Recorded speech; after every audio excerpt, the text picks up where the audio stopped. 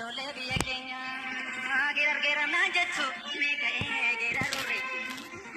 gira rure, dam sada barfadure, sabab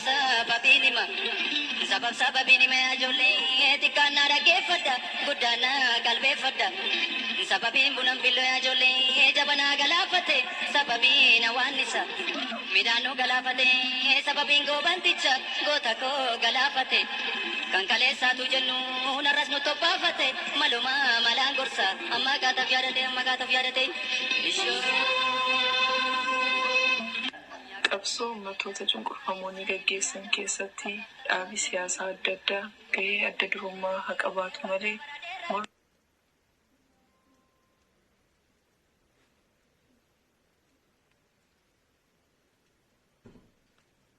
uummata sana keessaa bahee haala adda addaan uummataaf qabsaa'uun wareegama kaffalu hedduudha. Qabsoon uummata Oromoos haaluma kanaanii qabsaa'ota qawwee qofaan osoo hin ta'in bifa adda addaatiin wareegama daangaa hin qabne kaffalan hedduu horatee jira.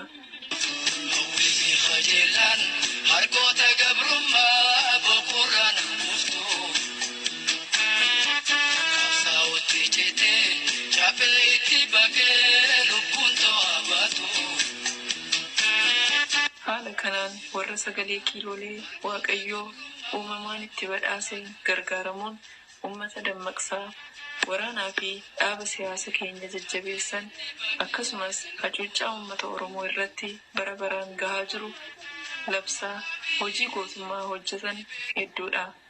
Weellistoota falmaa bilisummaa keessatti wareegaman kan akka Usmayyoo Muusaa, Eebbisaa Addunyaa, Yoosef Gammachuu, Maaramee Harqasaa fi kanneen biroo hedduu dhalli Oromoo hundi bara baraan hin dagatu. Weellistoonni kunii qawwee osoo hin qabatin funyaan diinaa jala taa'uudhaan uummata Oromoo kaabaa kibbatti bahaa lixatti of jalatti hiriirsuun kan danda'an tokkummaa sabichaa akka cimuu fi dhaamsa hedduu dabarsan sodaa tokko malees bilisummaa ilmaan Oromootiif aarsaa lubbuu kan baasan waan turaniif irbaata hidhaa dararamaa fi akkasumas kan rasaasa diinaa ta'an.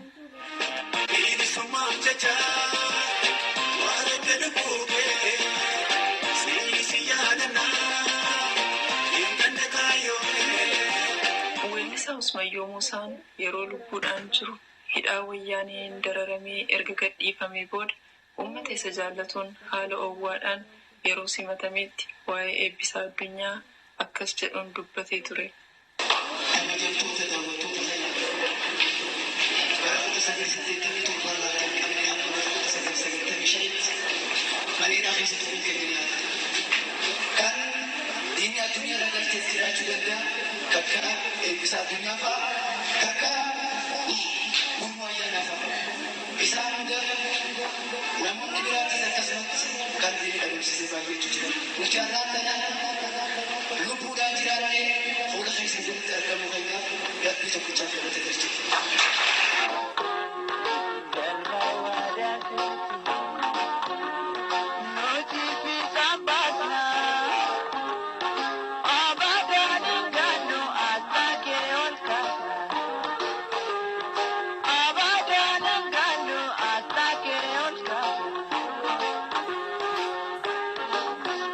Eebbisaa Addunyaan sagalee miidhagaan qofa osoo hin tahin gitaara taphachuunis hedduu beekamaadha. Dargaggoon Oromoo wallee isaa dhaggeeffatee garaan hin raafamin, sammuun hin dhukkubin, falli keenya maalii jedhee kan of hin gaafatin ni jira jechuuf hedduu nama dhiba.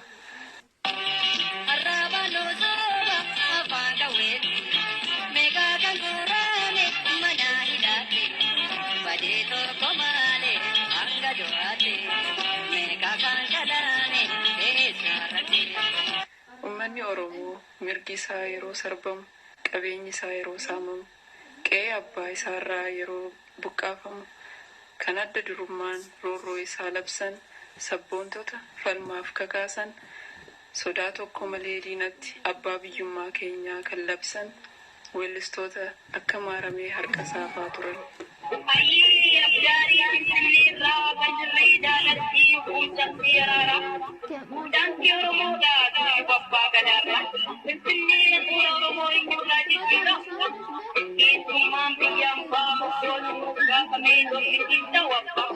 Weellisaa Usmayyoo Muusaan hidhaa fi dararaa wayyaaneen waggaa 8 hiraarfamee yeroo bahu sodaatee mana keessa taa'uu yookaan lubbuu isaa baasuuf biyyaa baqatuu osoo hin tahin falmaa qabsoo bilisummaa jabeessuuf ture kan waadaa isaa haaresse.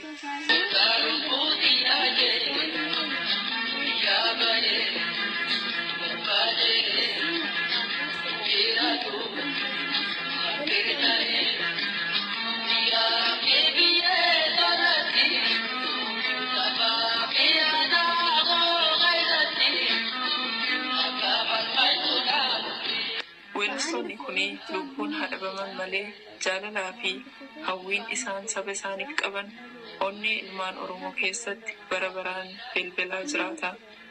Gaaffii isaan sammuu ilmaan Oromoo keessatti biqilee akka itichu godhanis hamma galmaan gahuutti hin dhaabbatu.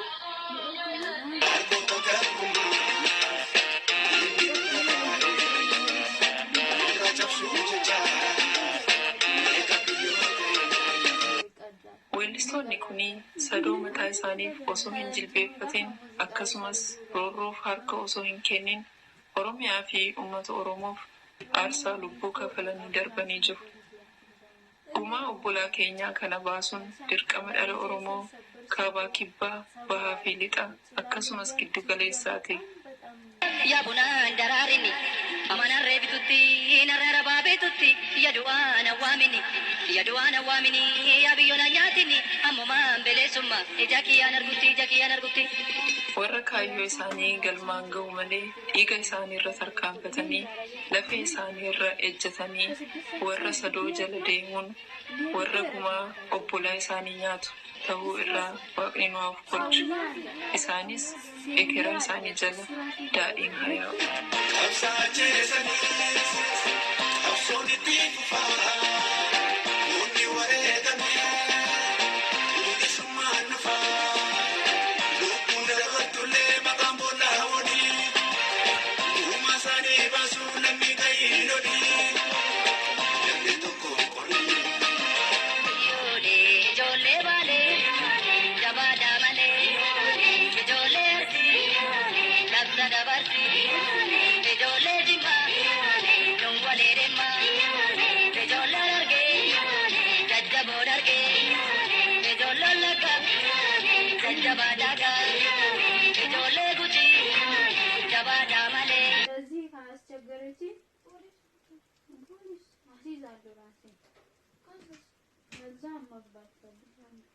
अभी खुद बोले